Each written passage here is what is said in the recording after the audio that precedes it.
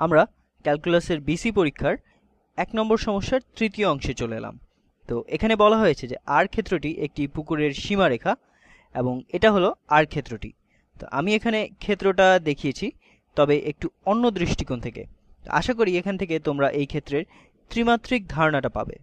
আমি এক্স অক্ষের সাথে এটা লম্বভাবে এর ক্রস সেকশন দেখিয়েছি। তো ক্রস সেকশন দুভাবে নেওয়া যেতে পারে। তুমি এই বরাবর নিতে পারো, সেটা হবে এক্স অক্ষের সাথে সমান্তরাল এবং ওয়াই অক্ষের সাথে লম্ব। আর এভাবেও নিতে পারো, সেটা হবে এক্স অক্ষের সাথে লম্ব। তো তাহলে আমি এই বরাবর ক্রস সেকশন নিচ্ছি এবং এখানে বলা আছে যে এক্স অক্ষের সাথে লম্ব ক্রস সেকশনগুলো এক একটি বর্গ, তাই আমি এখানে ছোট ছোট বর্গ এঁকেছি। এখানে এটা হবে ভূমি এবং যেহেতু আমাদের ক্রস সেকশনগুলো এক একটি বর্গ, তাই এর উচ্চতা হবে ভূমির সমান। এখানেও একই কথা, তাই এখানে উচ্চতা হবে অনেক বেশি এবং সম্ভবত এটাই এখানকার সর্বোচ্চ বিন্দু এবং তারপরেও এটা বেশ চওড়া থাকে এবং তারপর আস্তে আস্তে শুরু হয়ে যায়। তো আমরা এখন এর আয়তন বের করব কিভাবে। তো এটা কল্পনা করাটা সহজ, সম্ভবত এটা আকার থেকে কল্পনা করাটা সোজা, তাই তোমরা এ ব্যাপারে আমার কিছু প্রশংসা করতেই পারো।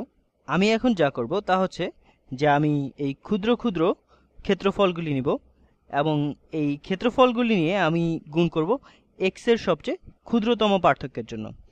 তো আমরা আগেই ক্যালকুলাসে এটা শিখেছি যে এখন যদি এই এক্স এর ক্ষুদ্রতম পার্থক্য, আমি এখানে শুধু তোমাদের বোঝানোর চেষ্টা করছি, তো এই ক্ষুদ্রতম পার্থক্য ডিএক্স দিয়ে যদি আমরা গুণ করি, তাহলে আমরা বলতে পারি যে এই পুরো ক্ষেত্রটার সাপেক্ষে এই ক্ষুদ্র বর্গের আয়তন আমরা পেয়ে যাব। এবং এভাবে যদি সবগুলো ক্ষুদ্র বর্গের আয়তন বের করে যোগ করে দেওয়া যায়, তাহলে আমরা এই পুরো জিনিসটার আয়তন পেয়ে যাব। তাহলে এটা কিভাবে করব? এখানে আমি ইন্টিগ্রাল সমীকরণ ব্যবহার করতে পারি।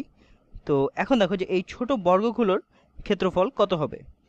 তো ক্ষেত্রফলটা হবে এর যে ভূমি, এই তা হলো এই দুটো ফাংশনের বিয়োগফল, অর্থাৎ আমাদের উপরের ফাংশন যেটা হলো সাইন পাই এক্স বিয়োগ এই নিচের ফাংশনটা যেটা হলো এক্স পাওয়ার 3 বিয়োগ 4x। তাহলে দেখো যে এই ফাংশনের পার্থক্য, অর্থাৎ আমার ভূমি হবে এই উপরের ফাংশন আর নিচের ফাংশনের পার্থক্য। তাহলে আমরা বলতে পারি যে ভূমির ক্ষেত্রফল হবে এই সাইন পাই এক্স বিয়োগ এই নিচের ফাংশন, তো বিয়োগ এক্স পাওয়ার 3 যোগ 4x। এতদূর পর্যন্ত এটা দেখতে পার্ট এর মতো মনে হচ্ছে, তাই না? তো এখানে পার্থক্যটা কোথায়? তো আমরা এখানে পুরো ক্ষেত্রফল বের করছি, শুধু দূরত্ব না। তাহলে এর ক্ষেত্রফল কত? এর ক্ষেত্রফল হবে এই পুরোটার স্কোয়ার, তাই এখানে এর স্কোয়ার নিতে হবে। তো এটা হলো আমাদের ক্ষেত্রফল এবং একে আমরা গুণ করেছি ডিএক্স দিয়ে। তাহলে এটা হবে এই ক্ষেত্রের এই ক্ষুদ্র অংশগুলোর মোট আয়তন। এখন এই ইন্টিগ্রেশনের সীমা কি হবে? তো এটা পার্ট এর মতোই, এখানে 0 আর এখানে 2, তাই আমাদের ইন্টিগ্রেশনের সীমাও একেবারে সোজা এবং আমাদের মূলত এর মান বের করতে হবে। এখন যদি পুরো হিসাব করে তুমি এর মান বের করতে চাও, তাহলে তোমার সামনে পাবে এই জটিল দেখতে একটা ইন্টিগ্রাল। তো অবশ্যই এটা বের করা যাবে এবং বি অংশের মতোই আমি এটাকে যুক্তি দিয়ে বুঝাবো, আর শেষ পর্যন্ত তুমি একটা অদ্ভুত ইন্টিগ্রাল পাবে যা যুক্তি দিয়ে করা অত্যন্ত কঠিন।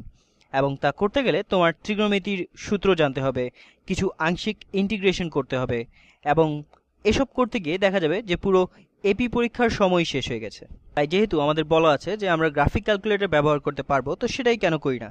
তো সময় কম লাগবে এবং তাছাড়া ইন্টিগ্রেশনের সাংখ্যিক মান বের করার জন্য গ্রাফিক ক্যালকুলেটর বেশ ভালো একটা জিনিস।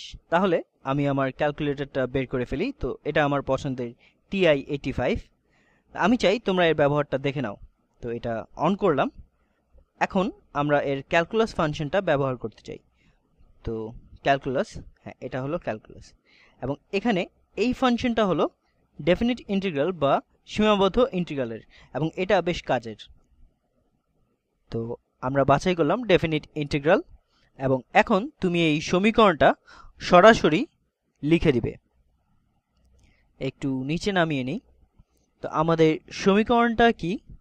প্রথমে খোলা বন্ধনী, তারপর সাইন পাই এক্স দিতে হবে।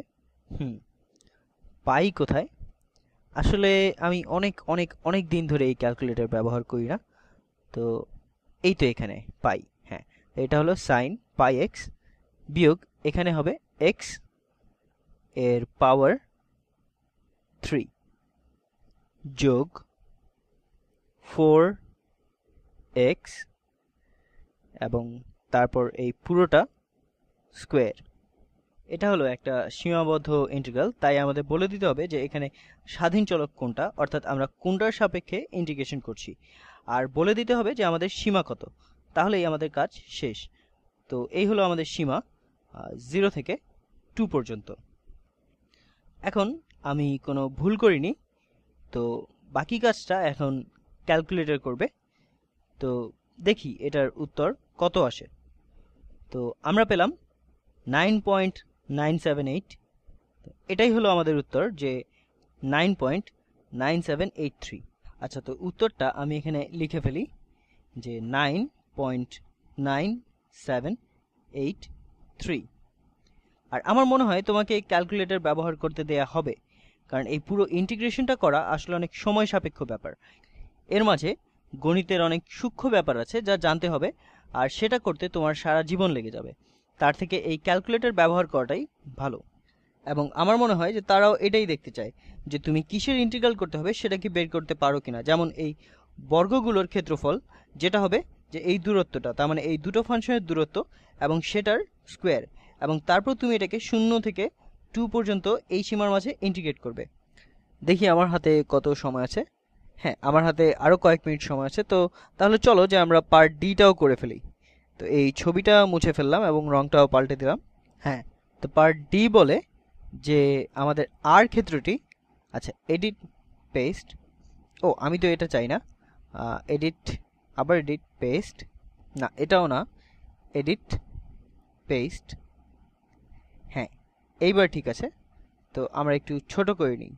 তাহলে পার্ট ডি বলে যে এই আর ক্ষেত্রটি হচ্ছে একটি পুকুরের পৃষ্ঠদেশ এবং আর এর মধ্যে ওয়াই অক্ষ থেকে এক্স দূরত্বে অবস্থিত সকল বিন্দুতে ওই পুকুরের গভীরতা প্রকাশ করা হয়েছে এইচ দিয়ে, যখন এইচ সমান হচ্ছে 3 বিয়োগ এক্স। তার মানে মূলত আমরা বলতে পারি যে এই পুকুরের গভীরতা হলো 3 বিয়োগ এক্স।